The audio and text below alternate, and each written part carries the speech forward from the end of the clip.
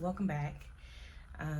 Thank you for joining me again. My name is Shayla, your host of this very podcast, Heart Flow, the podcast where I talk about my healing journey or topics that my friends may bring me or things I may see online that I think is needed to talk about. I don't really do trendy things. It's not my jam. Um, Mainly, it's been about my healing journey, and then also perspectives that people bring to me that they may want more um, light shined on. Um, and because I am a mental health therapist, so that perspective is needed, necessary, especially in the Black community, to shine light, have a voice for, especially. I think from my perspective and viewpoint, it's not, I'm about to say mainstream, but it's not very popular or doesn't really agree with societal norms. So, um, yeah, I stand out. My perspective or opinion does. Um, but yeah, I've been talking about my healing journey for the most part. And this will be a continuation of my sexual assault story. If you did not watch my previous video, it is like the layout of what happened, and why I've been gone for so long. What happened with that? The absence was intentional yet intentional. It just kind of got away from me because I wasn't too sure how this was going to be received. So I was very hesitant on coming back and being able to stand in what I believe to be true for me and stand on that, right? But I'm here and I'm doing that, and this will just be a continuation of the story. The last episode left off, I think I said that I was talking about how long it took at the hospital, and how when I got home, because they gave me um, like 10, 15 pills to take plus some shots, and my stomach was doing a roller coaster when I got home, laying down or whatever. My stomach was so queasy, like it was crazy queasy, which was all preventative medicine. Like, just in case he did have something, this is all the stuff pretty much to take. And so, yeah, and everything was just in my stomach, and my stomach was like yee yee yee yee. um so yeah, but I kind of want to back up a bit, right? Because I also said in that video that I hadn't talked to him, which isn't true. I hadn't talked to him. Well, I haven't talked to him. The part that's not true is he reached out to me that day that I was at the hospital. And so I kind of want to focus a bit more about being at the hospital and kind of what was going on there outside of the exam part, because I pretty much went over that part. But the things that stood out the most for me there was that the guy reached out to me while I was there, and I was like communicating with him because he came in with like the story of he didn't know that I said no. He didn't know that he wanted me to stop and all of this stuff or whatever. And we was going back and forth for a little bit, and at the end of it, he was like, well, if this isn't what you want to do, then say that. I said, bet it's not. And then he stopped texting me. And then he responded, and then like a little bit later, he was like, I was going to get you a promise ring. I guess that's not necessary or something like that, he said. It's not funny. It's just like, it is funny because it's psychotic. Like, because why would I want a promise ring from you, especially after what happened, it just doesn't go together. Like the promise ring, like mentioning the promise ring was going to make me forget about all that took place. Like, absolutely not. And I didn't respond to that message because, like, what do I say to that? And I didn't have nothing to say for real because I already said I didn't want to do it, to be in this anymore, talk to you anymore. I said I'm good. I already said that part, so there's nothing to say again. And he reached out again, maybe like a week after that, asking to come over if he could come see me. I didn't respond to that, and that like shook me because I didn't know if he was gonna like pull up for real, or what, you know what I'm saying? And then the next one, I think was like the next night was like something about how I wasn't responding to him and he felt neglected or something like that. I didn't respond to that either because clearly you're a psycho. So I didn't respond to that. And I also did not block him. And people were like, block him. But I can't, not that I can't block him, I can block him. However, if he would continue communicating me and continue harassing me, I need that evidence for a restraining order. I have to prove harassment for a restraining order. So me blocking him wouldn't help my case of harassment. So I have not blocked him. He is not blocked. I think I blocked him on the Facebook dating site, but I did not block him on my actual personal phone because of that reason. Like, I have to have evidence of harassment for the judge to grant me a restraining order. And then, but I believe if he is like found guilty and charged, whatever, then they can grant me a protective order because something has like happened through the court or whatever. That would be more of a court thing. But because a restraining order is a civil matter, I would have to prove, you know, the stuff myself and go down there, go to the courthouse, whatever, myself or whatever, and do all that. Excuse me, which I have not done any of that because he hasn't contacted me since then. And I'm just praying that it stays that way. Like, really, truly, I'm praying that it stays that way. I am very nervous about when the police do reach out to him, when the detectives reach out to him and asking for his DNA, because that's like the next step in the process. They are supposed to be asking him for his DNA. And they can ask him that, and he can willingly come in or like, you know, go in to give his DNA, or it can be by warrant. And if he goes in and he requests more information as to like why they're asking for his DNA, they will give him the information that I am pressing charges. And then that is where I get a bit more fearful, because that's where I believe like the harassment or him contacting me will resurface.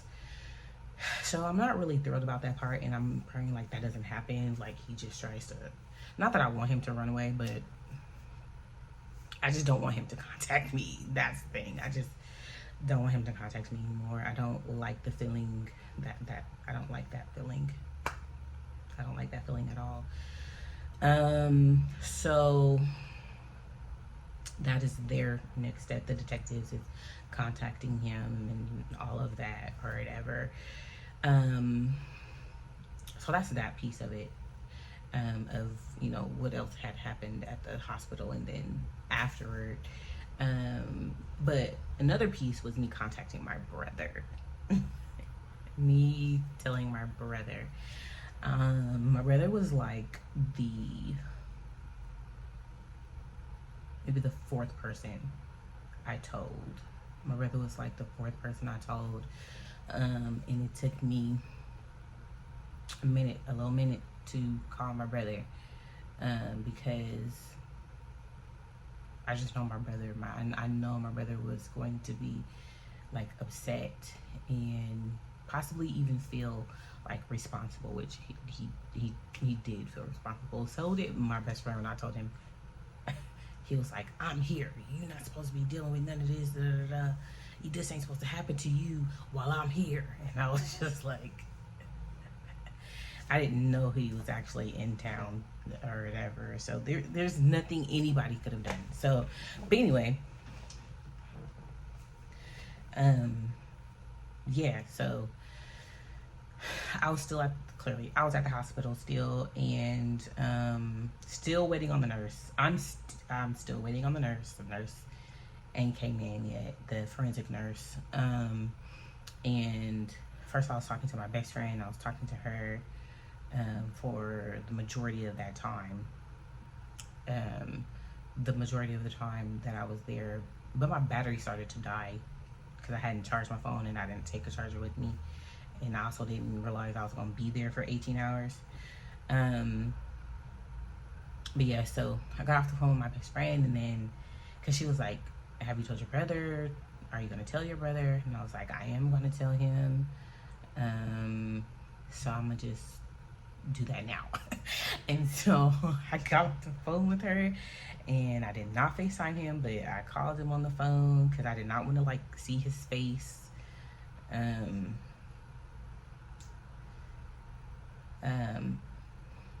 What just came to my mind is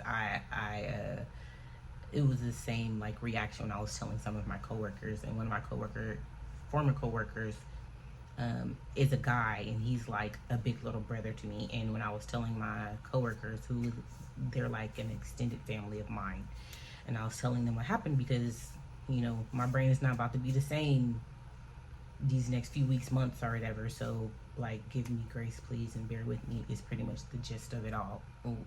But I told him to turn his camera off. I said, yeah, I can't look at your face, you have to turn your camera off. But I called my brother, and I told my brother what happened. I didn't give him details because he's my brother. But I told my brother, and he was upset. He was upset, and he felt responsible, because he is my protector, right? He's been my protector for so many years. Like I stated in the birthday video, don't know if you guys saw that, but I made a birthday video with people that he care about and love, and in the clip that I made, I said that he has been my protector since a very young age. Like, he stepped into the protector role at a very, very young age, which was not his responsibility, but he did. And he's been in that spot, holding that spot since then.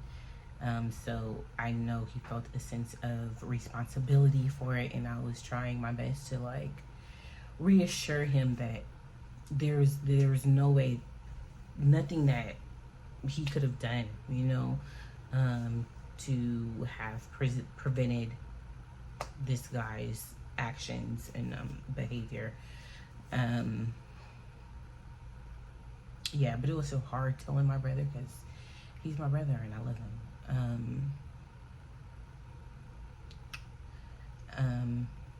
And I don't like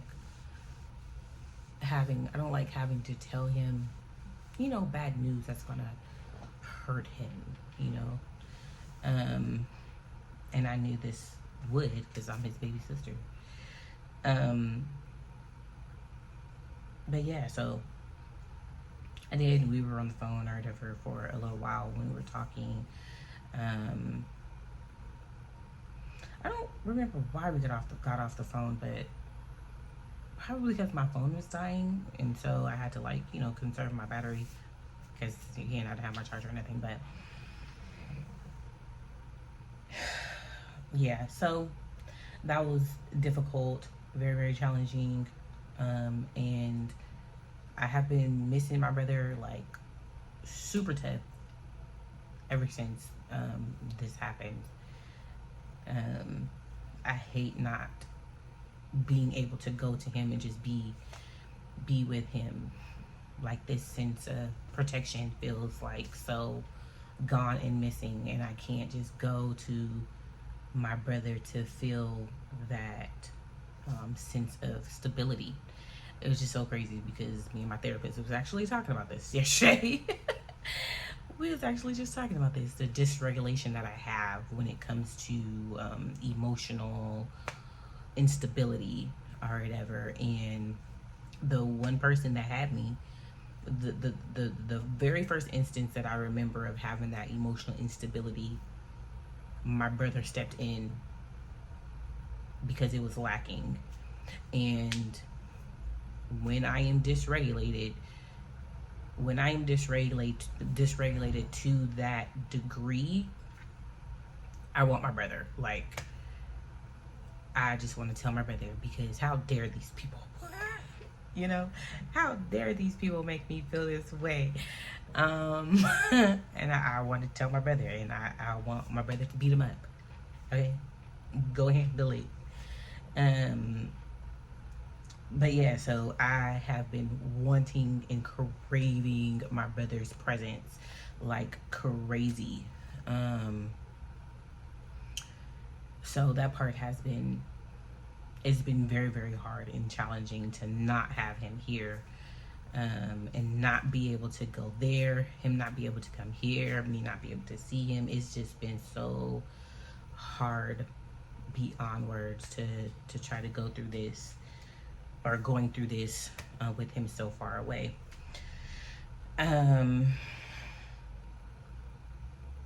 Yeah. But I am managing, and I will be able to see him next month. And I'm gonna be with him. Okay, like with him. And so I'm gonna be with people. Got one night with me, some hours. That's it. And I'm gonna be with my brother for the rest of the time. Because I miss my brother. Yeah, so that has been like one of the hardest parts of this situation, not feeling that like level of protection, and security, that being stripped away from me. Is already a struggle being a single mom, living alone with a kid, all of those things. And then to be violated on top of that, and then not having any male person to call on here, it just feels so, it feels so, it feels like I have no covering, which I should not feel that way, because, you know, the Lord is my covering, right?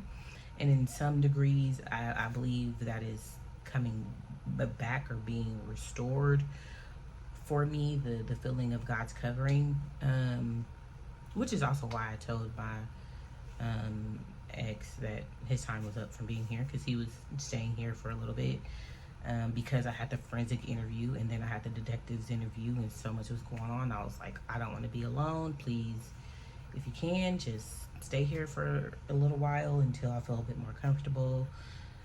Nothing happened. I just didn't want to be alone, like that feeling of like he's a man, and the feeling of like security and safety or whatever. But as time was going on, I was just feeling a bit more secure within myself, within God's covering or whatever, I guess.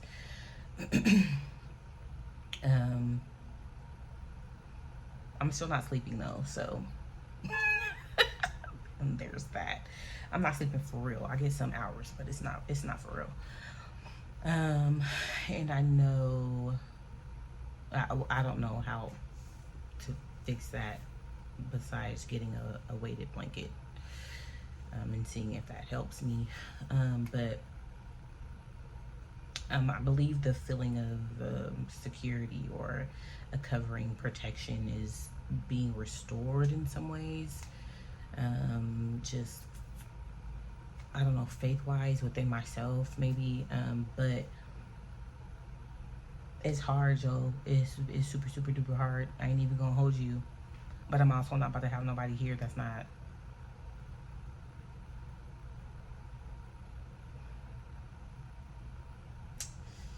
That is not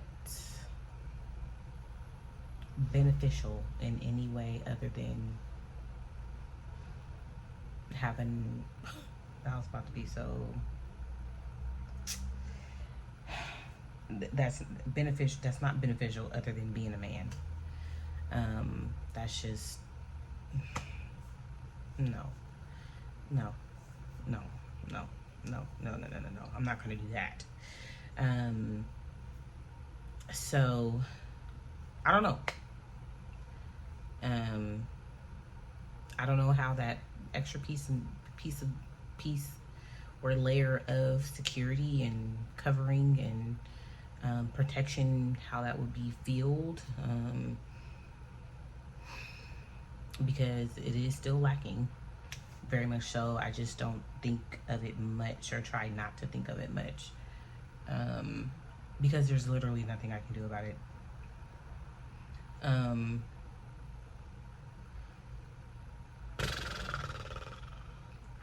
It sucks. If my brother could move down here and we could just live together, great. But that's not happening. That's not happening anytime soon. Yeah, and I'm not moving up there, so I don't know. I don't know what's gonna happen. I don't know, guys. I don't know. So that part is super duper hard for me, and I haven't figured that part out. I don't have male cousins down here. Like, I didn't even know my best friend was back in Houston because he was in Louisiana for a while. And now he is blank, away for some time. So there's that. Anyway, yeah, I also wanted to bring that up about my brother because like I mentioned just a little bit ago, I had people send me different clips of wishing him a happy birthday because it's his 40th, or it was his 40th birthday. So I wanted to do something for him, especially since I wasn't going to be able to go up there and be with him, and to be fully honest, I told him this. I did the video for me, okay? Because I wasn't going to be able to be there for his 40th birthday. So I did this video so I could feel, so I could show him my love and appreciation.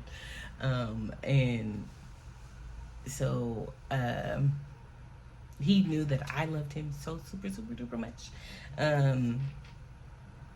Yeah, so, but it was so nice to have his people, his friends to send in clips, and some of the family to send in clips saying happy birthday to him.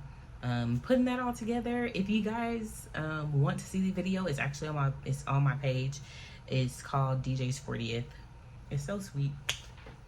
I absolutely love it. At the end, it's a collage of pictures of him and people, and it's Brandy's song "Best Friend" playing. I just love it. I just love the video so much because it's just so like filled with love, It's filled with love, and I wanted my brother to feel all of the love, especially from me because I miss him. So I wanted him to feel all of that. If you want to watch it again, it's on my page. DJ's 40th is what I believe it's called, but it's the video right before this one that I post.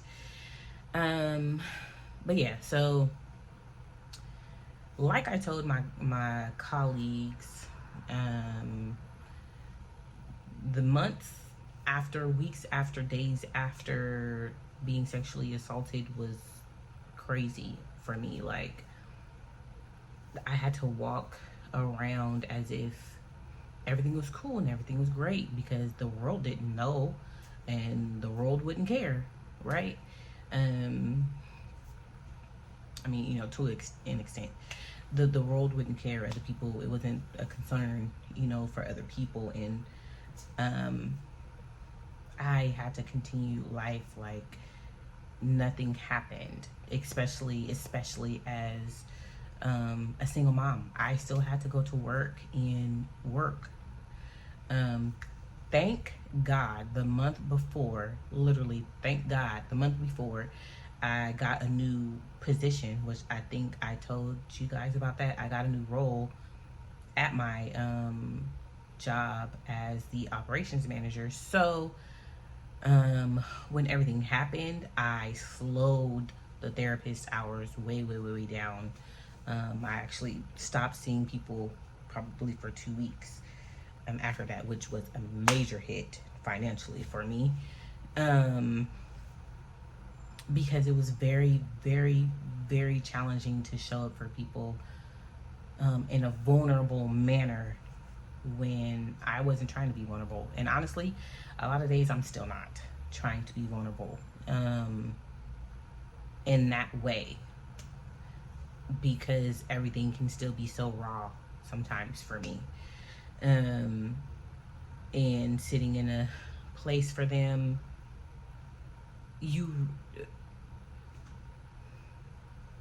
in school, and sometimes it's even portrayed that therapists are like bricks and robots, and there's no emotion that we can express or show or can have while sitting in the chair. And that's very, very, very false. As a therapist, you want to be able to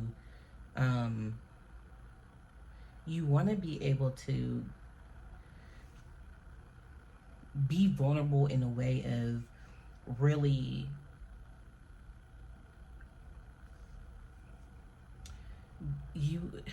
this is hard to explain, but you want to be able to go to that place with your client, so you can help them come out of it in a way that's not like just looking down intellectually, right? But in an emotional capacity, being able to really feel what they're feeling and help guide them through that space. And that's hard when you were just victimized, literally, and you are so raw in your emotions.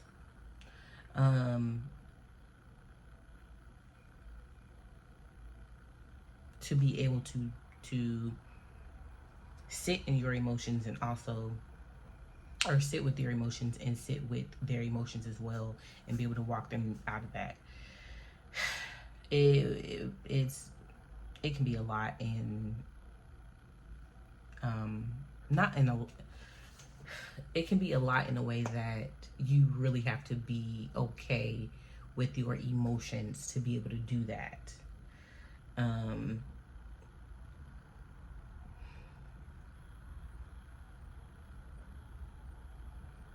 And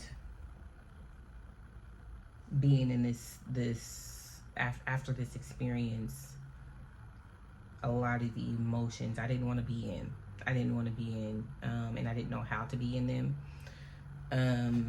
So it was hard, and also my brain wasn't working, and it still doesn't sometimes. I was forgetting a whole bunch of stuff. I would freeze. I would not be able to think straight. Like, my brain was so foggy, and still can be so foggy. Like, I would have to tell my team to remind me of things if I told them I was going to do something. Like, if I said I was going to send you something, remind me that I said that, because I don't remember. Um, like there's so many alerts and notifications and reminders that I have on my phone because my brain, I can't hold on to stuff sometimes.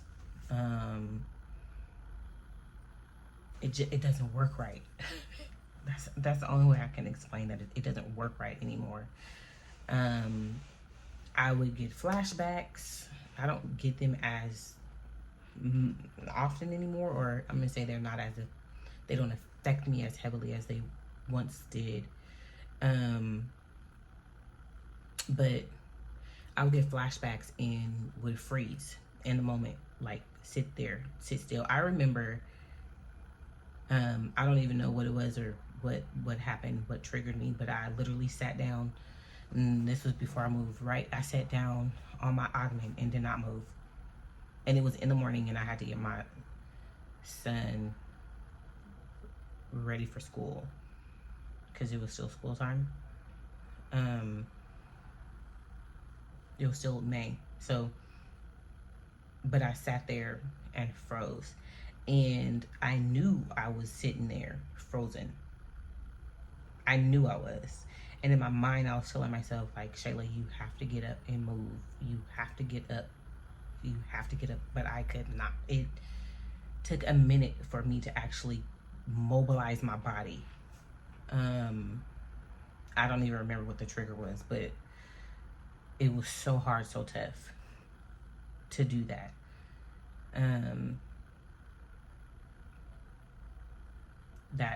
That's how my brain and body, that's how it's been. That's how it's been. So many more pauses and and not frozen moments, but like foggy moments now. Like my memory wasn't that great before, and now it's like worse.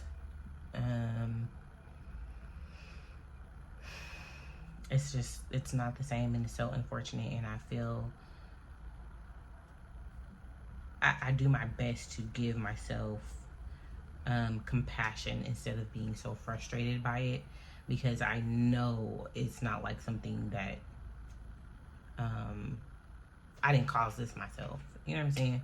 It's not like I'm just purposely like procrastinating on things or forgetting things or anything like that. It's not funny. But a good example of this is a couple weeks ago, I asked my coworker to take on a client, if she would be able to take on a client for me eventually, because we was in supervision. We was talking about it, and at the end, and she was like, okay, yeah. She was like, yeah, I'll take on the client. That was on Monday, okay? And I was like, okay, cool. I didn't tell her who the client was. I didn't give the client name. I didn't give the client code for our system. Like, I didn't give any of that for her to be able to go then into our system and contact the client, mind you. So, but that was Monday. She was like, yeah, I'll take the client. I was like, cool, she'll take the client. Right? The week moves on. The client is messaging me and it's like, have you heard from the other therapist on when she'll be contacting me? And so I was like, yeah, she should be contacting you soon. And then she hit me again and was like, somebody else reached out to me. What should I do? Blah, blah, blah. And I was talking to her about it. And then I hit my coworker and was like, I said, oh yeah, have you reached out to the client? Cause she hit me a couple of times and she was like, she said, you never gave me, she was like, you never told me who the client was. And I was like, oh snap, I didn't. I said, crap. Okay, so this is the client. And I said, this is how my brain works to her. And so, and I sent some laughing words because I was really like, hey, did you hit up the client? Because she keep messaging me. And then so she was like, you didn't tell me who this client was. And I was like, oh crap, you're right, I didn't. And she was like, you came at me so, she was like, you came at me so tough. Like, you were very correct. I said, I know, and I'm so sorry. I was like, I'm so sorry. And she's cracking up. I'm cracking up. She was like, it's totally okay. She was like, it's fine. She was like, give yourself grace. Please give yourself grace. So I just be moving and thinking stuff is done, tasks are finished, whatever. And tasks be incomplete, undone, ain't started. Okay. And I've also have not had the full motivation to see some certain clients or clients at all. I just don't be wanting to anymore. And I feel like if I would have been able to take a break for real and not have to be concerned about financial stability, I wouldn't feel that way now. I wouldn't feel like I don't want to see clients. Like I want to take a break. But there's also a part of me that's like, if I take a break, I feel like I'm not going to come back for a while. When it comes to seeing clients, that is. So I keep going. Even in my reluctancy or hesitancy to add more clients to, mind you, my client load right now during the summer, because it's summer and some of my clients have their own financial struggles. I haven't been seeing a lot of clients. But I still, sometimes I'm like, I don't want to. The emotional vulnerability that I need to have to sit with my clients, I don't have it and I don't want it. Honestly and truly. But I don't really, I mean, I have a choice. I do have a choice, but I don't at the same time. Because one, I need my hours. Two, I need the financial help. Nobody is sustaining this but me, Shayla. And nobody is caring for my child, but me, Shayla. So, I gotta do what I gotta do, you know what I'm saying? And that's keep pushing, healing still, you know, doing my best to heal through this so I can have the capacity to be there for my clients. And myself, and my kid, my friends, everybody, you know. All the things, but I will be totally honest and tell you that if I could do nothing for like 2 weeks, I would love to do that. And to be around my people, that is my heart's desire. But none of that is realistic. So take the moments that I do my best to take the moments that I have to chill. And sometimes I don't even do that in those moments. I try to turn my brain off and I still be working my brain. So I don't know. This is the space that I am in currently. And I am doing my best to get through it. I feel like the other shoe is going to drop. I'm waiting for the other shoe to drop when it comes to this whole filing charges and detective stuff or whatever, because I don't know when he's going to talk to this dude. I don't know when any of this stuff is about to pop up for real, pop up again. So, like, I'm just waiting for all that to happen again, which sucks. All while trying to heal me, work on me, be okay where I am, give myself grace, be a mom, date. Just kidding.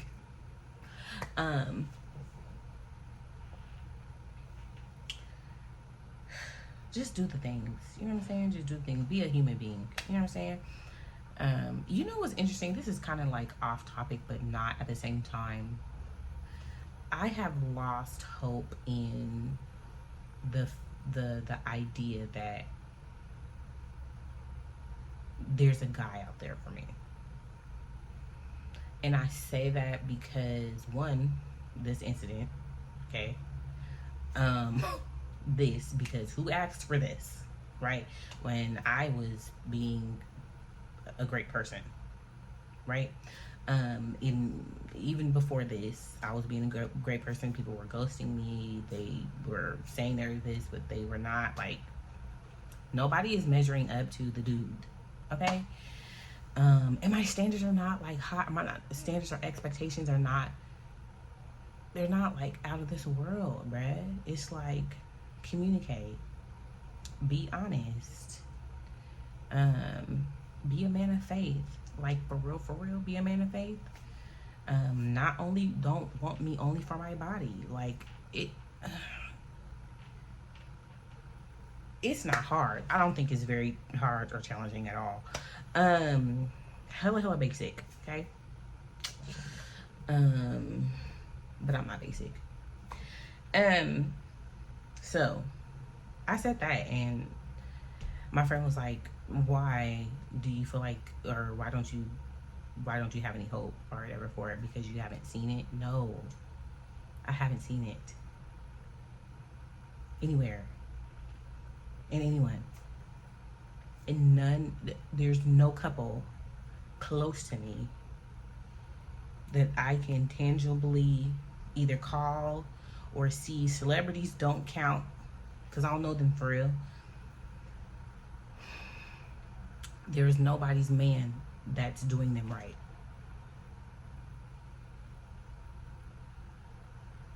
So how am I supposed to have hope that there is a man out there that will do me right?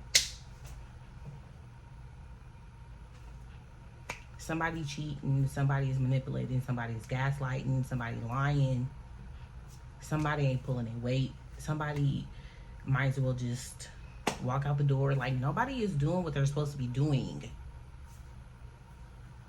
And I'm supposed to continue to have hope that there is somebody out there that will. I don't have hope anymore. I don't have hope anymore. Okay? I don't. I really don't. I don't have hope anymore. And I can't date my brother because that's incest and that's disgusting. Okay? So, what am I going to do? I don't know, y'all. But that's where I am. I don't know why I just went on that last bit of a tangent, but that's just that. I was gonna say men are trash, but they're not. All men are not trash. All men are not trash. And I know that. I just don't have hope that there is one that's not trash enough to be with me. I don't know. Well,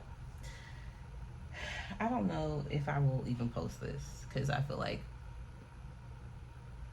I didn't talk too much about much of anything. But if I do post it, thank you so much for making it this far and watching this video. I feel like it was a bit chaotic in a way of just not having real direction. But thank you for tuning in. I hope you have a great rest of your week. I hope you have a great day.